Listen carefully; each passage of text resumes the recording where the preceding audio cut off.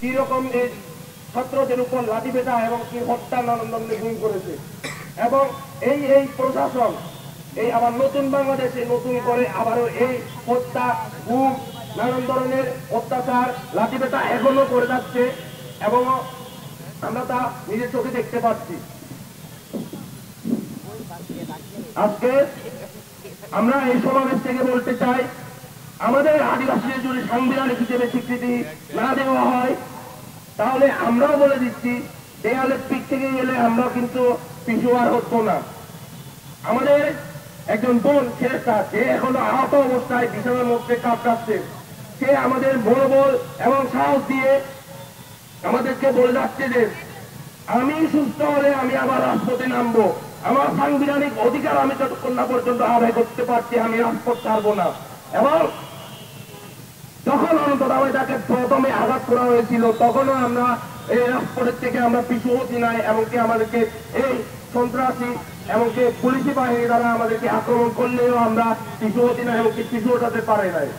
এতে আমাদের একজন বোন গ্রেফতার, তখন অনন্তভাবে তাকে তখন আহত করা হয়েছিল, সেই সময় সে বলতেছে মরলে মরবো বাঁচলে বাঁচবো, কিন্তু এই রাজপথ আমি এখনো ছাড়বো না।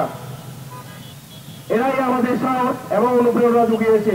এতে এই সমাবেশের মধ্য দিয়ে আমরা সর্বস্তরের বাঙালিদের কাছে এবং যে জনগণ রয়েছে তাদের কাছে আমরা বলতে চাই, আমরা কখনো বিচ্ছিন্ন হতে চাই না। আমাদের যে আদিবাসী হিসেবে আমাদের সাংবিধানিক স্বীকৃতি রয়েছে সেই স্বীকৃতি আমাদেরকে দিতে হবে এবং কি সবাইকে আমাদেরকে সাংবিধানিক স্বীকৃতি অধিকার আদায়ে সবাইকে এগিয়ে আসতে হবে। সকলকে ধন্যবাদ জানিয়ে আমার বক্তব্য এখানে শেষ করছি। ধন্যবাদ। করতে হবে রাষ্ট্রের কাছে আমরা জবাব চাই। ধন্যবাদ।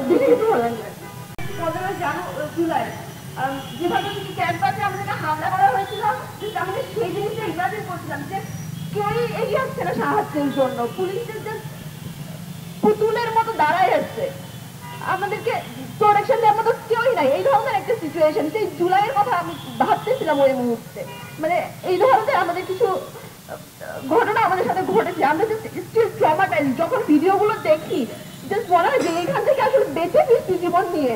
কতটা দুর্বিষয় একটা বিষয় ছিল আমাদের জন্য ওই মুহূর্তটা।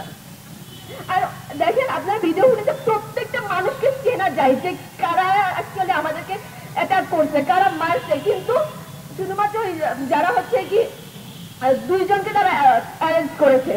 আমরা খবর পেয়েছি যে তারা দুইজনকে অ্যারেস্ট করেছে, যে দুইজন আপনার ভিডিওগুলিতে সামনে এসে জাস্ট মাথায় অভিনয় করার মতো ব্যান্ডেজ বেঁধে মিডিয়ার সামনে এসে কথা বলছে, তাদেরকে অ্যারেস্ট করা হয়েছে। কিন্তু বাকি প্রত্যেকটা মানুষকে কিন্তু ভালোভাবে আইডেন্টিফাই করা যাচ্ছিল যে যারা কারা সেখানে ছিল, কিন্তু আমরা এখনো কোনো ধরনের ফ্রুটফুল কোনো সমাধান পাই নাই, কোনো স্টেপ আমরা দেখতে পাই না, শুধুমাত্র সেই দুইজনকে অ্যাটাক করা ছাড়া।